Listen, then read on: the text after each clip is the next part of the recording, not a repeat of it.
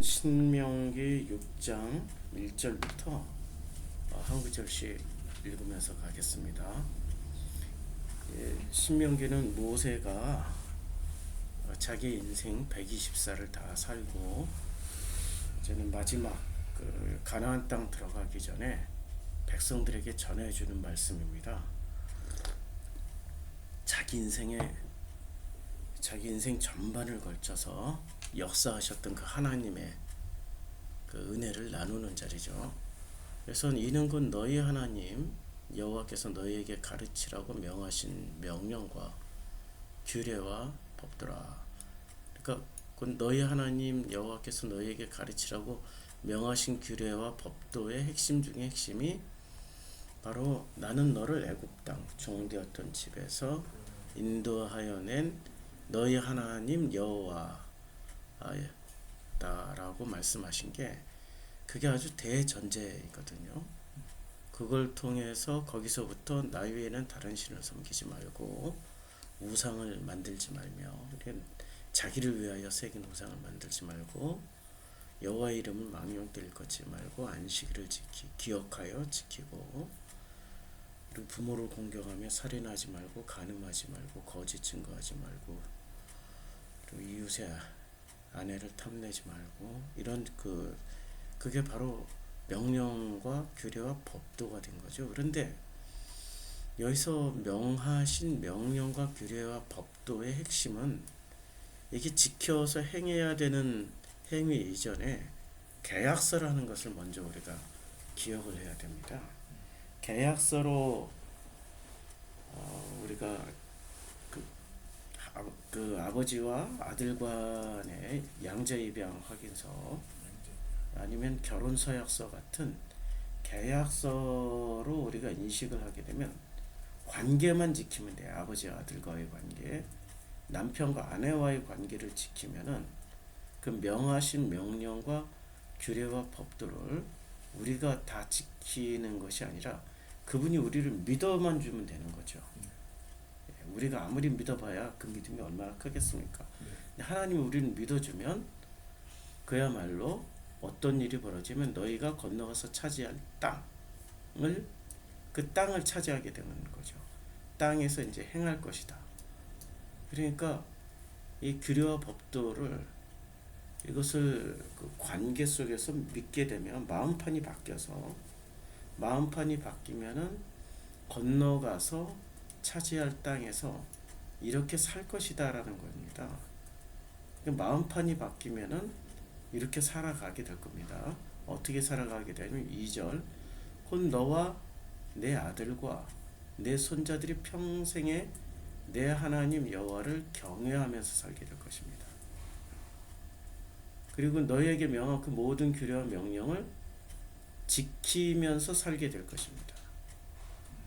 또 내 날을 장구하게 하기 위해 그 날이라는 게 우리가 이 땅에서의 그 삶뿐만이 아니라 그 땅, 결국엔 그 땅이라는 게 마음이란 말이에요. 그 마음이 장구하게. 그러니까 장구라는 말이 정확하게 히브리어로 뭐라고 되어 있는지 한번 볼까요? 장구라는 말을 번역을 그렇게 해놔가지고 장구케 한다. 장구가 아라크인데 연기하다, 잡아내리다, 길게 내리다. 아라크 창세기 몇 번 안 나와서 찾아보겠습니다. 오레라고 이삭이 거기 오래 거하였더니 그 다음에 출애굽기 20장 12절에 길리라. 민수기 9장 19절에 오렐 때는 머무는 날이 오렐 아주 오래.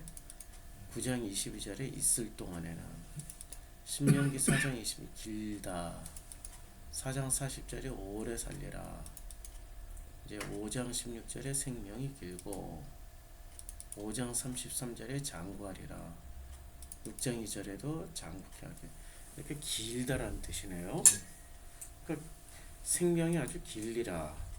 그러니까 그 마음을 이 관계죠. 6장 1절과 2절은 하나님과의 그 계약서를 유지하는 방법. 그 계약서에 사인하면 관계만 아버지와 아들과의 관계 신랑과 신부와의 관계만 잘 유지하고 지키면 그 땅으로 건너가서 그 땅을 차지하고 그 땅에서 이렇게 살게 된다는 거죠. 여호와 하나님을 경외하면서 살게 되고, 그리고 그 모든 규례와 명령을 지키면서 살게 되고, 또 그 날이 아주 오래될 것이다. 길게 될 것이다. 그래서 6장 3절에 그래서 이스라엘아 듣고 삼가 그것을 행하라.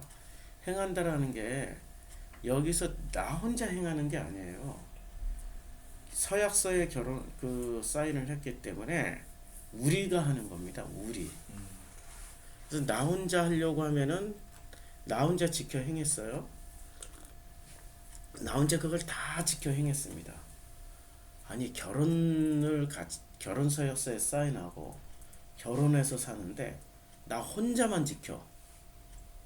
그것처럼 불행한 결혼이 어디 있어요? 우리가 같이 지켜 행해야 행복한 결혼이 되는 거죠. 근데 우리는 종교는 어떻게 생각하냐면 꼭 자기 혼자 지키려고 그래요. 그게 불행 중에 불행이고요. 나 혼자 다 지켜봐야 신랑 그놈 새끼가 하나도 안 지키는데 무슨 행복이 있냐고요. 같이 지켜야 행복한 거지.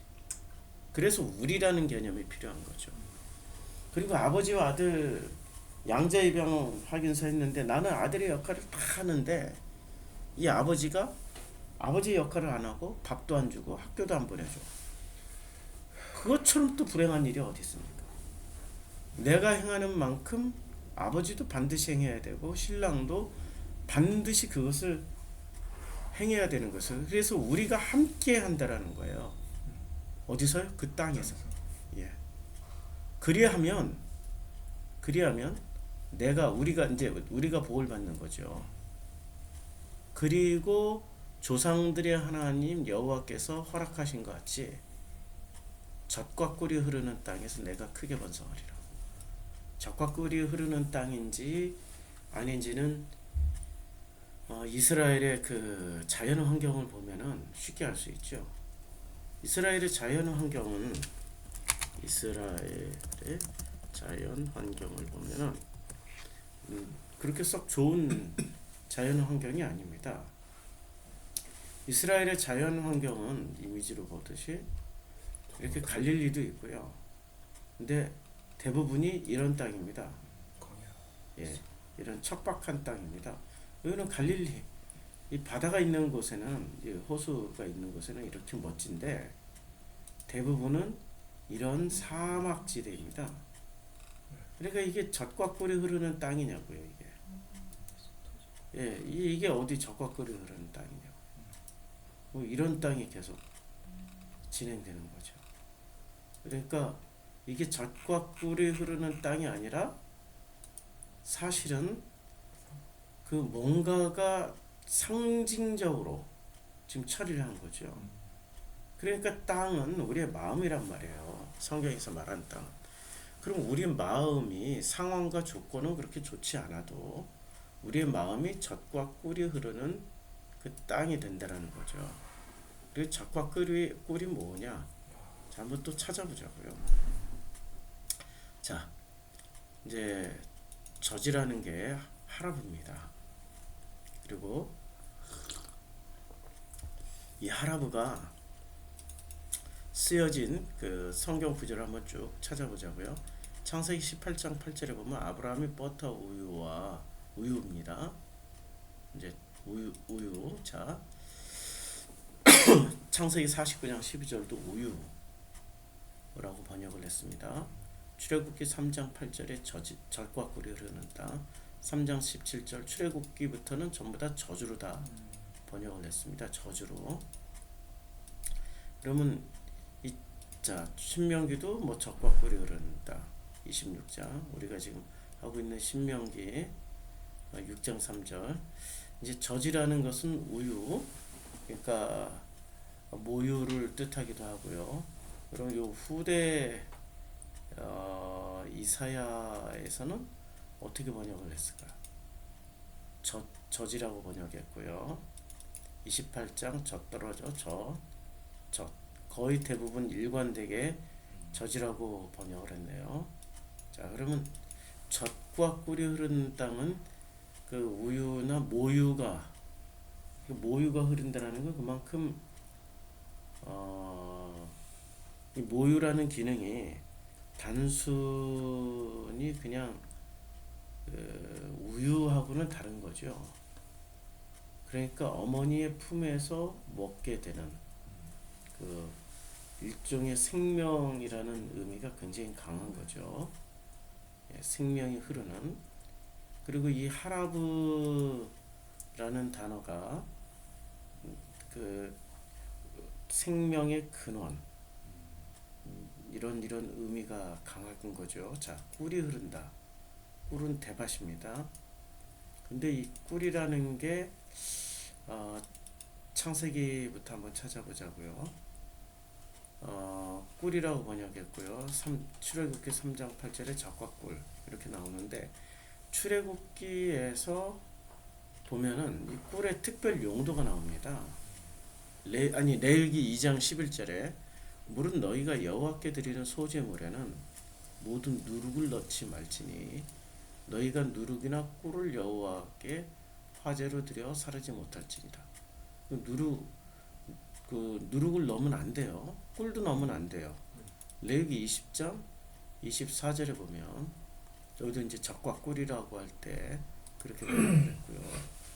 민수기 13장 17절도 젖과 꿀이 흐른다 이렇게 번역했는데, 이 꿀은 소재에 넣으면 안 돼요.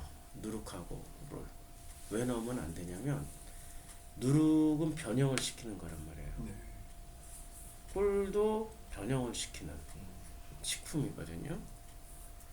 그러니까 젖과 꿀이 흐르는 그 땅 가나안이라고 할 때, 그러면은 거기에는 뭐가 있냐면 생명의 근원도 있고, 그 가나안 땅은 섞으면 안 되는 누룩과 같은 꿀도 있다라는 거예요.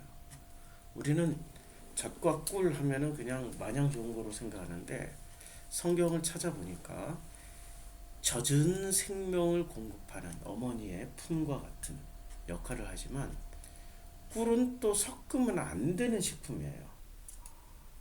그러니까 가나안 땅에는 젖과 꿀이 흐른다는 것은 단순히 굉장히 좋다, 무지 좋다, 아주 좋다가 아니라 생명을 공급하지만 거기에는 또 그냥 섞지 않고 그냥 먹으면 좋은 꿀이지만 섞으면은 안 되는. 그러니까 특히 소재를 드릴 때는 섞으면 안 되는 거죠. 그럼 소재라는 것은 도대체 어떤 역할을 하는지 한번 찾아보자고요. 소재가 소재는 굉장히 많이 나오네요. 소재가 130계절에서 145번. 자, 한 어린 양은 저녁 때 들이되 아침에 한 것처럼 소재와 전제를, 그리고 너는 그 위에 향을 사르지 말며 번제나 소제를 드리지 말며.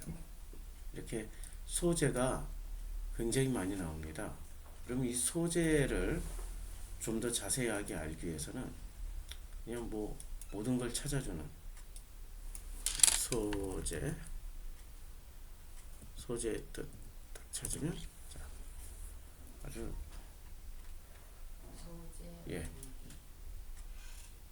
이렇게 자세하게 뭐 정리를 해놓은 사람, 레위기에 나오는 5대 제사가 있다.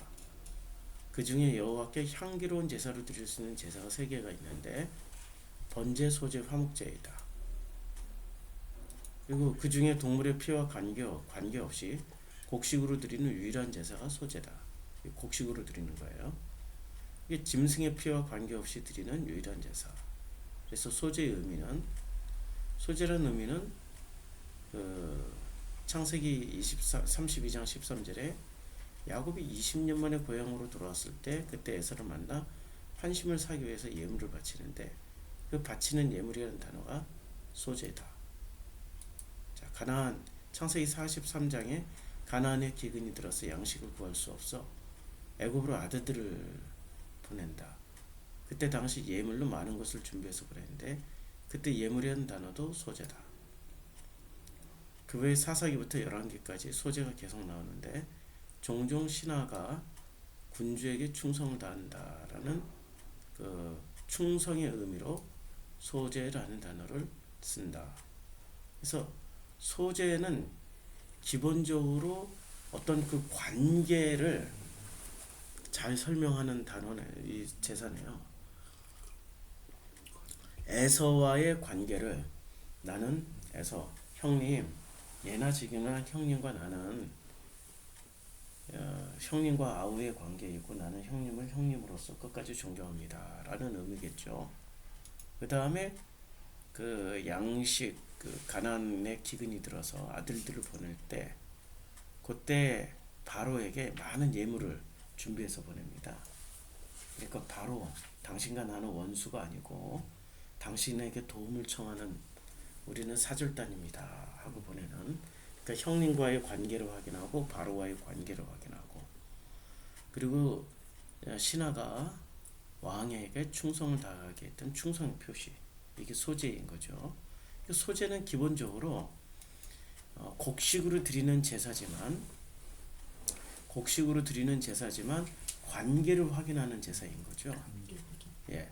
그래서 젖과 꿀이 흐르는 땅, 그러니까 꿀을 넣으면 안 되는 이유가 관계가 변형이 된다는 거예요. 누룩과 꿀을 넣으면.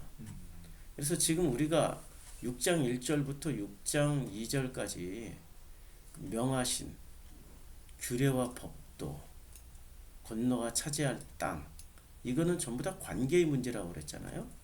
규례와 법도가. 그러니까 젖과 꿀이 흐르는 그 땅이 결국에는 꿀 하나만 보더라도 관계의 문제인 거죠. 소재에 들어가는, 소재에 넣어서는 안 되는 식품이 꿀이기 때문에 젖은 그야말로 우리가 가나안 땅 들어갈 때 그때부터 우리는 젖을 먹는, 생명을 공급받는, 어머니 모유로부터 공급받는 그런 부모와 자녀와의 관계가 확실하게 시작된다는 거잖아요. 그래서 우리는 생명을 공급받고 늘 꿀을 넣으면 안 되는 그 관계 형성의 소재를 드리는, 그 관계 속에서 어떻게 돼요? 크게 번성하게 된다는 겁니다. 이스라엘에 들으라, 우리 하나님 여호와는 오직 유일한 여호와, 유일신 여호와. 이거는 굉장히 중요한 거죠. 이때 당시 애굽도 다신교였고요, 가나안 땅도 다신교였습니다. 바벨론도 다신교였고요, 아시리아도 뭐 모든 지금 이 출애굽한 백성들 외에는 모든 민족이나 나라는 다신교였어요.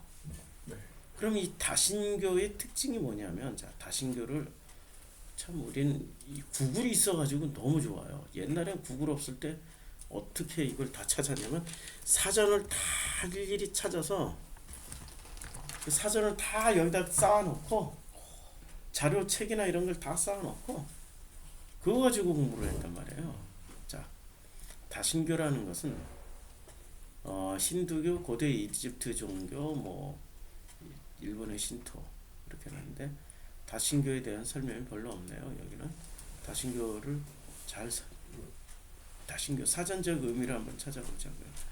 다수의 신의 존재를 인정하고 그것을 숭배하는 종교적 체계라고 다신교를 설명하고 있네요.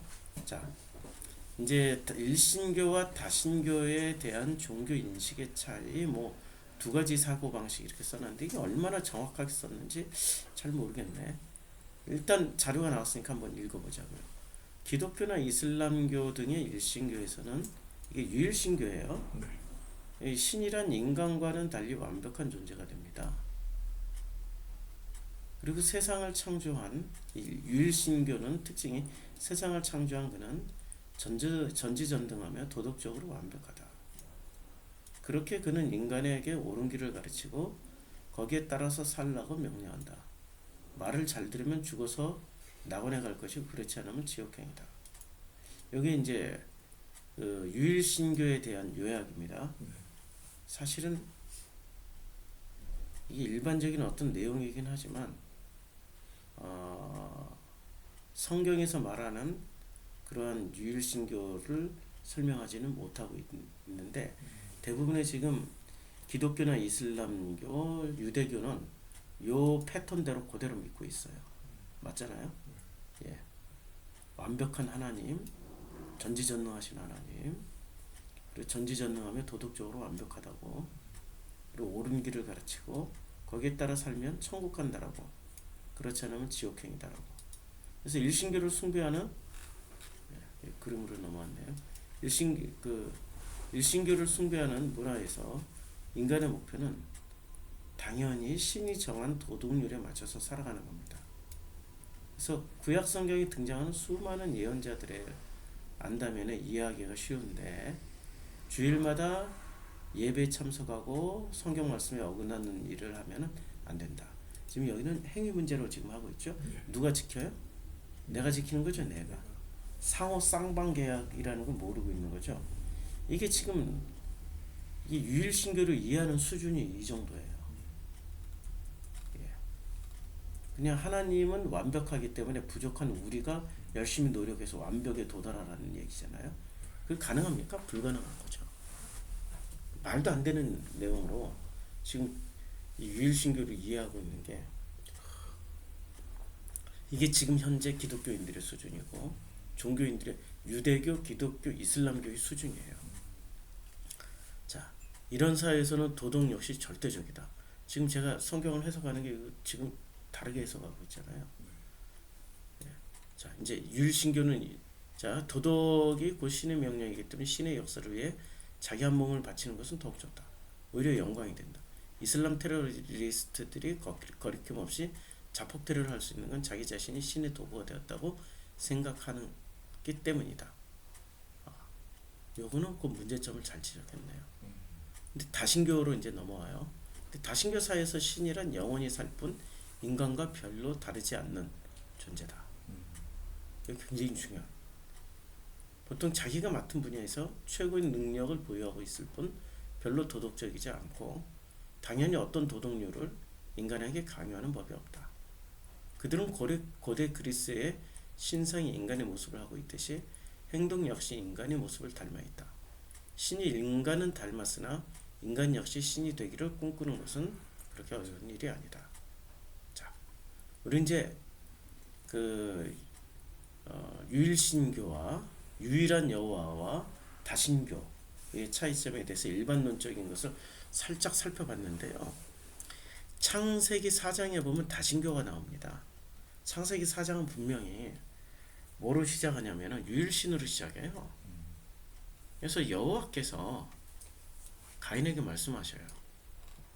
내가 분하면 어찌 됨이냐, 안식이 변하면 어찌 됨이냐 이러죠. 그리고 가인이 그의 아벨을 쳐 죽여요. 분명히 이게 유일신이란 말이에요. 유일신인데 여호와께서 가인에게 이르시되 가인과 이렇게 말씀을 나누세요.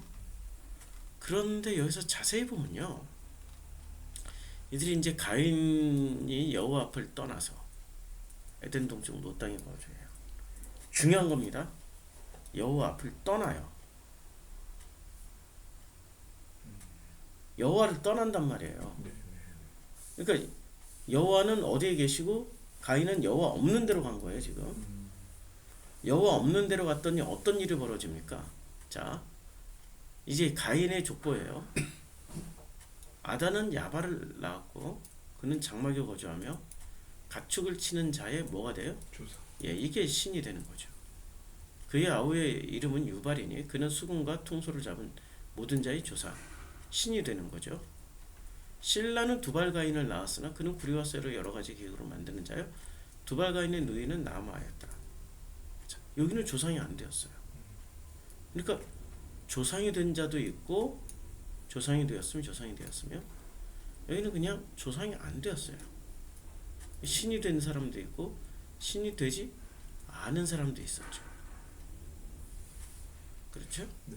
예. 그러니까 이미 물론 이름은 유일신이에요.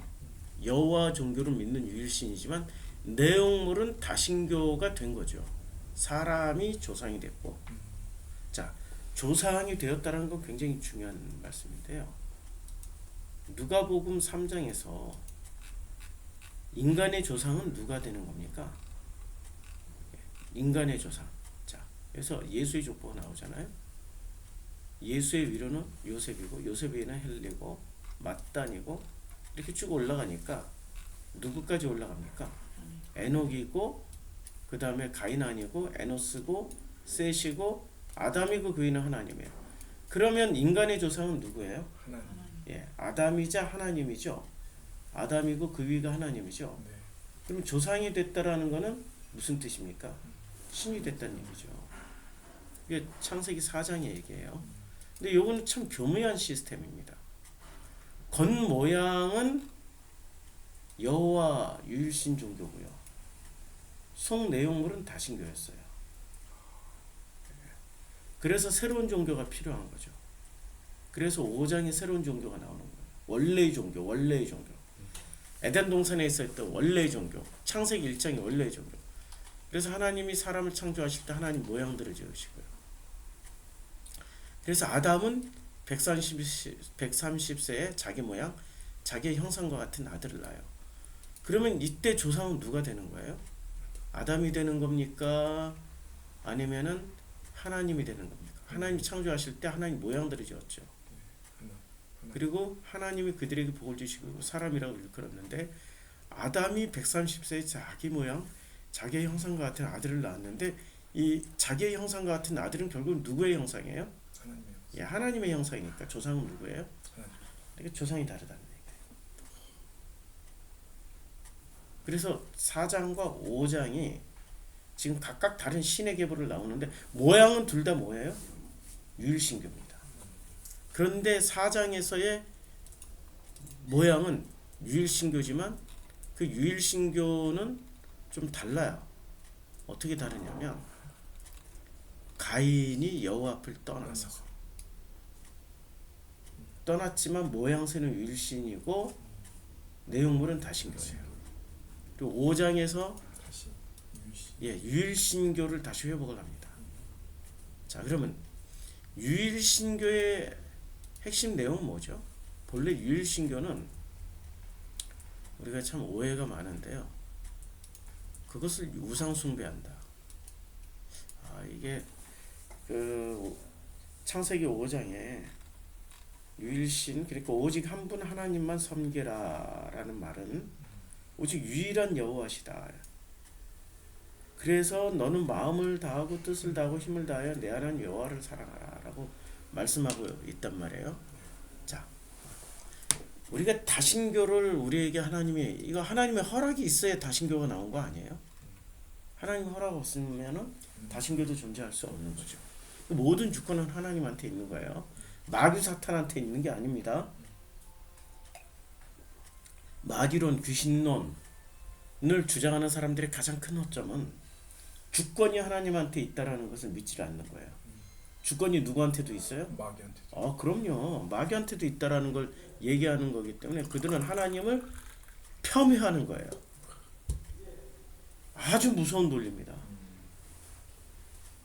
자, 그 유일신교의 핵심 내용은 이거예요. 한 분 하나님이기 때문에 유일신교는 이분은 창조주이고 우리는 피조물이에요. 우리는 철저하게 피조물이기 때문에 그 창조주의 영역으로 들어갈 수가 없어요. 마치 로봇을 만들어 놨어요, 인간이. 근데 로봇가 사람이 어떻게 되겠어요? 불가능한 거죠. 로봇가 사람이 되는 일은 불가능한 겁니다. 그래서 창조주와 피조물에 이렇게 엄청난 차이가 있는 거예요. 근데 창조주가 우리 피조물을 뭐로 만들어요? 예, 창조주가 피조물을 어떤 그 하나의 존재로 분명하게 인정해주겠다는 거예요. 어떻게 인정해줘요? 계약서에 사인을 하라고. 십계명을 네가 지킨 행위로. 이제 로봇가 자기가 모든 행동을 다 지켜낸다고 해서 로봇가 사람이 될 수 있습니까? 그건 안 되는 거죠. 그런데 로봇한테 조건을 걸어요. 네가 이제부터 인간인 창조주인 인간인 나하고 계약서를 하나 맺자. 계약서에 사인해. 아버지와 아들이 되는 계약서, 신랑과 신부가 되는 계약서야. 사인하고 우리 서로 네가 행동하는 만큼 나도 너를 아들이라고 믿어주는 노력을 할게. 나는 내가 너를 신부라고 믿어주는 노력을 할게. 이게 계약서. 계약서는 쌍방 계약이잖아요. 일방으로 계약을 하지는 않잖아요. 네가 이것을 공사를 해주면 나는 돈을 줄게. 이런 쌍방 계약이란 말이에요. 그 계약서의 의도는 바로 그거죠. 같이 한다라는 거예요. 우리가 함께 한다라는 거예요. 그런데 유일신교를 이제까지 어떻게 설명했어요? 아까 그 대표적인 인터넷 돌아다니는 걸 봤더니 인간 혼자 다 지켜야 되는 거야. 말도 안 되는 거죠. 로봇가 아무리 지킨다고 해서 그게 인간처럼 행동하고 인간처럼 밥 먹고 인간처럼 다 한다고 로봇가 사람 되는 거 아닌단 말이에요. 창조한 인간이 인정해 줘야 되는 거죠. 그래 너를 이제까지 보니까 계약서대로 참 잘했어. 나도 너를 인정해 주려고 내가 아들로서 인정해 주려고 엄청난 노력을 했어. 내 아들 맞아. 그렇게 해서 만들어진 영화가 AI라는 영화가 만들어졌어요. 그게 그게 한 20년 전에 나왔나? 네, 맞죠. 예. 그 아이가 네, 스티븐 스필버그. 예. 아이가 입양이 되는 거죠. 그 진짜 아들의 역할을 했고 그는 끝까지 엄마라고 믿고 있고 부모는 죽어요. 무슨 이유에서 전쟁이 나서 그랬나 뭐나. 예. 끝까지 이 아이는 죽을 때까지 그 아들로 살다가 그렇게 가는 거죠. 자, 그래서 이 명령하신 규례와 법도를 너희에게 가르쳤나니 이는 너희가 들어가서 기업으로 차지할 그 땅에서 그대로 행하게. 그대로 행하는데 우리만 행하는 게 아니라 함께 행한다라는 거예요. 우리가 함께 아버지와 아들이.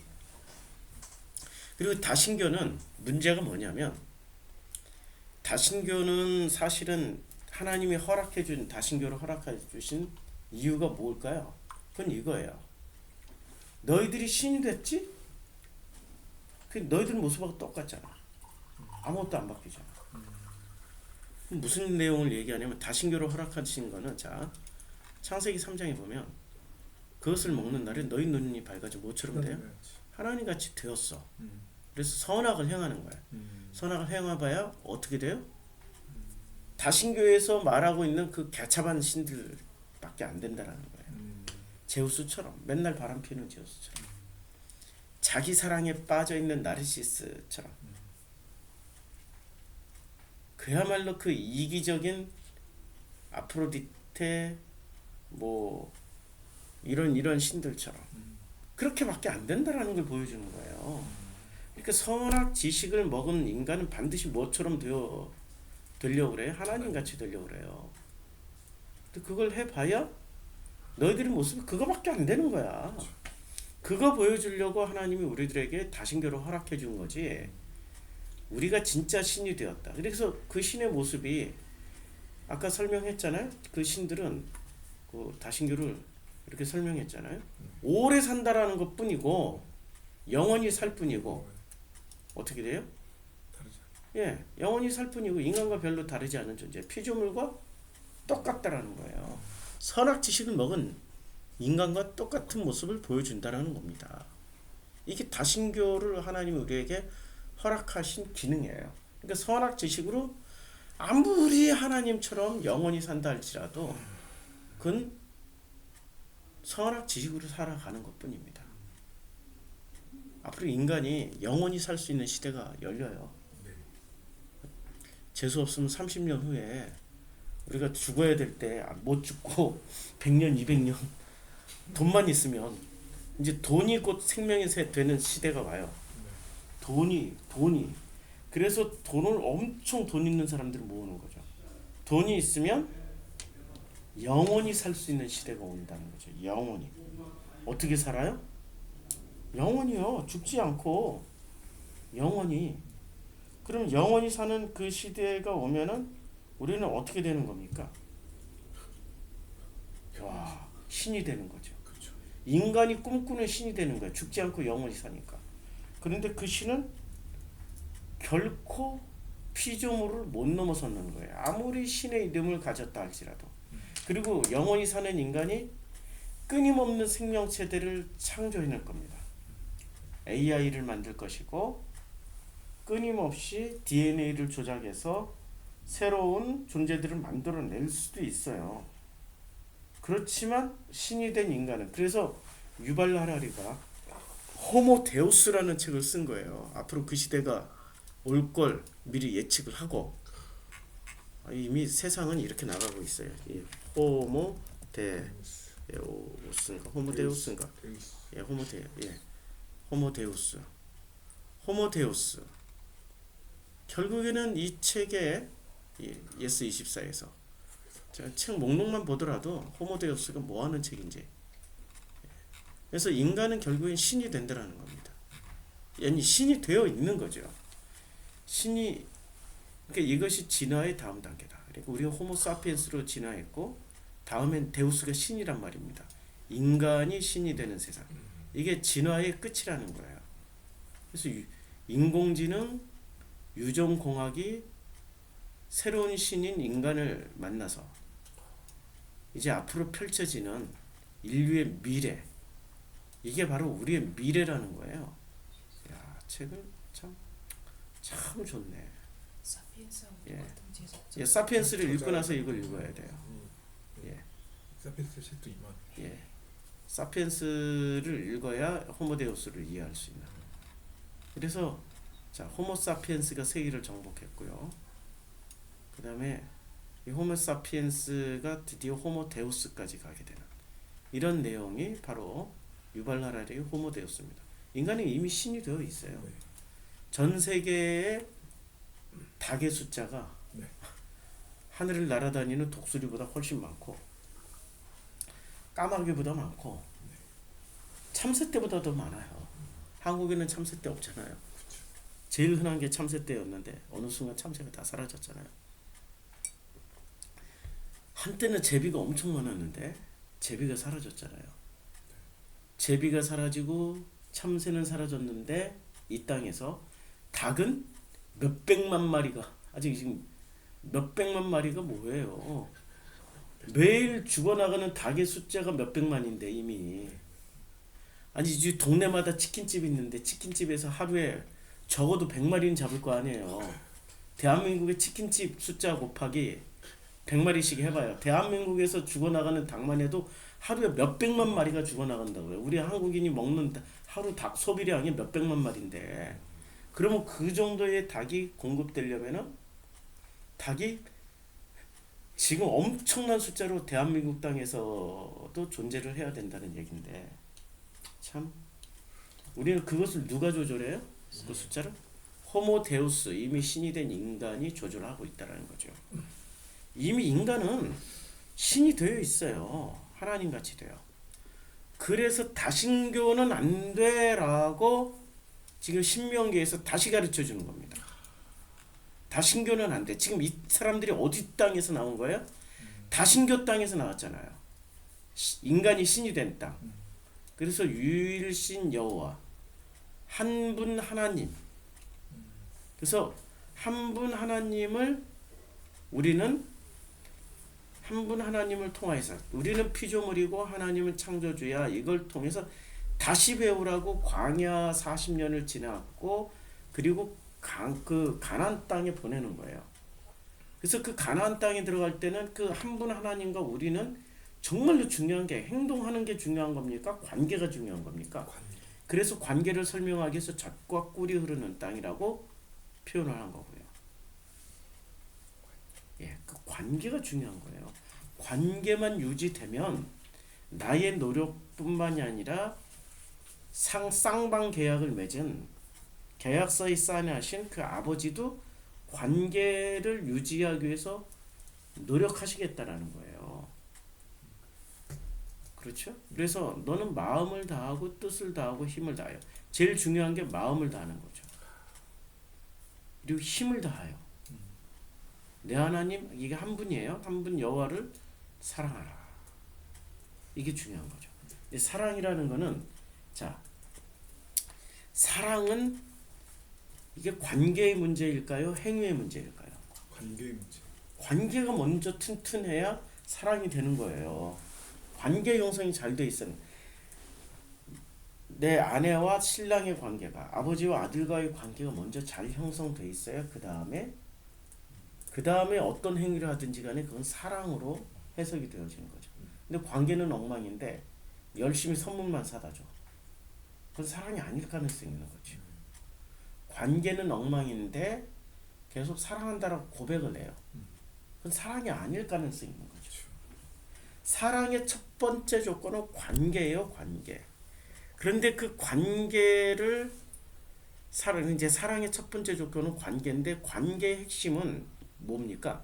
마음이에요. 관계의 핵심은 마음이에요. 마음과 마음이 관계 형성이 중요한 거지. 마음 없이 선물로 관계가 이루어진다. 그 이상하죠. 마음도 없는데 그냥 계약서만 가지고 관계를 유지하려고 한다. 그건 더 이상하죠. 그럼 계약 결혼이에요? 굉장히 이상한 거예요. 마음도 없는데 뭔가 관계를 유지하려고 엄청난 노력을 해도 그건 백약이 무효라는 것을 우린 세상 살면은 다 경험했을 거 아니에요? 다른 목적이. 그래서 마음을 다하라는 거예요. 그는 관계를 위해서. 그리고 뜻을 다하라는 얘기예요. 근데 뜻을 다할 때 어떻게 다해야 되는 거예요? 마음을 다하라는 것은 내 마음으로 죽도록 노력하라는 얘기입니까? 선하게 생명으로 바뀌라는 얘기입니까? 선하게. 예, 마음판 바뀌면 되는 거예요. 선하게 생명으로 바뀌어요. 선하게 생명으로 바뀌면 뜻이 어떻게 돼요? 내 뜻 내려지고 아버지의 뜻대로 하시옵소서. 예수의 겟세마네 동산 기도처럼. 그러니까 선하게 마음판에서 생명의 마음판으로 바뀌는 게 마음을 다하는 거고요. 그리고 마음판이 바뀌었기 때문에 뜻을 언제나 내 뜻대로 마옵시고 아버지 뜻대로 하시옵소서가 되는 거고요. 그 다음에는 무슨 힘을 쓰든지 간에 힘을 쓰면은 누구를 위해서 써요? 우리를 위해서 쓰는 거죠. 나와 아버지의 관계를 위해서 쓰게 돼요. 그게 바로 사랑하는 겁니다. 누구를? 여호와를 사랑하게 되는 겁니다. 그래서 오늘 내가 내게 명하는 이 말씀은 이 말씀의 내용이 뭐예요? 선악을 생명으로 바꾸고요. 마음을. 그 다음에 선악이 생명으로 바뀌었으니까 내 뜻 내려놓고 아버지 뜻대로 하시옵소서. 이게 되는 거고요. 그리고 함께 힘을 다하여 우리가 함께 힘을 다하여 그래서 여호와를 사랑하게 되는 거죠. 그럼 우리가 여호와를 사랑하면 여호와는 우리를 당연히 함께 사랑하는 거죠. 왜? 함께 하는 거니까. 힘을 다하여가. 그래서 오늘 내가 내게 명하는 이 말씀은 뭐예요? 나 혼자 새기고 나 혼자 하겠다는 얘기입니까? 아버지가 먼저 새겼습니까? 아버지가 먼저 새기. 어디서 새겼어요? 시내산에서 돌판에다 새겨놨잖아요. 이미 아버지가 먼저 새기고 그 새긴 것을 우리한테 주셨잖아요. 그렇죠? 네. 그 돌판이 그러니까 뭐예요? 마음이란 말이에요. 마음의 색이라고 그랬는데 우리 마음의 색이라고 그랬죠. 그럼 아버지는 돌판이 아버지의 마음이란 말이에요. 마음에 새겨서 우리에게 주셨단 말이에요. 내가 이렇게 직접 손으로 써서 주셨단 말이에요. 그러니까 내가 이렇게 직접 써서 새겨서 준 거야. 그래서 너는 마음에 새기고 그걸 어떻게 해요? 자녀에게 부지런히 가르쳐줘요. 집에 앉았을 때든지 길을 갈 때든지 누워 있을 때든지 일어날 때든지 이 말씀을 강론할 것이며. 근데 이 강론하라는 게 지켜 행하라고 강론한 거예요? 아니면 선악에서 생명으로 그리고 선악에서 생명으로 바뀌었던 이 뜻이 내 뜻 내려놓고 아버지 뜻대로 힘을 다하여서 내 하나님 여호와를 사랑하게 되는 거죠. 이것을 강론하라는 거예요. 근데 이걸 강론 안 하고 뭐만 강론해요? 우리 아까 유일신교 공부했잖아요. 천국 가기 위해서 완벽하신 하나님을 흉내내서 우리도 완벽해지자고 열심히 완벽한 행동을 하라는 걸 강론하는 걸로 잘못 가르치고 있었단 말이에요. 이게 유대인들이었고 예수님 당시에 유대인들이었고 바리새인들이었어요. 또 그것을 못하니까 어떻게 돼요? 손목에 매어서 기호를 삼고 미간에 붙여 표를 삼고 집 문설주야 뭐 바깥문에 기록만 하고 있는 거예요. 실제로는 마음의 문제인데 행동만 하고 있는 거예요. 행위. 이 행위도 진짜 행위가 아니라 가짜 행위라는 거예요. 그게 바로 젖과 꿀이 흐르는 땅에서 뭐를 섞는 거예요? 소재에 꿀을 섞는 거예요.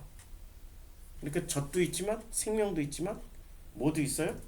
섞지 말라 한 꿀도 있는 거예요. 그 누룩과 같은. 그래서 바리새인 누룩을 조심하라고 하는 거잖아요.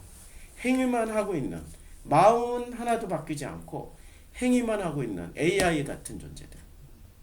그게 바리새인들이었잖아요. 그래서 바리새인 누룩을 조심하라. 젖과 꿀이 흐르는 땅이다. 소재에 섞으면 안 되는 대표 식품이 누룩하고 꿀이란 말이에요. 그러니까 이 가나안 땅은 생명도 있는 저지, 모유를 먹을 수 있는 저지 흐르는 마음. 그러니까 우리 마음이 생명도 나오지만 뭐도 나와요? 예, 꿀도 나와요. 섞으면 안 되는 거죠. 자, 6장 9절까지 했습니다. 내일은 6장 10절부터 말씀을 나누겠습니다.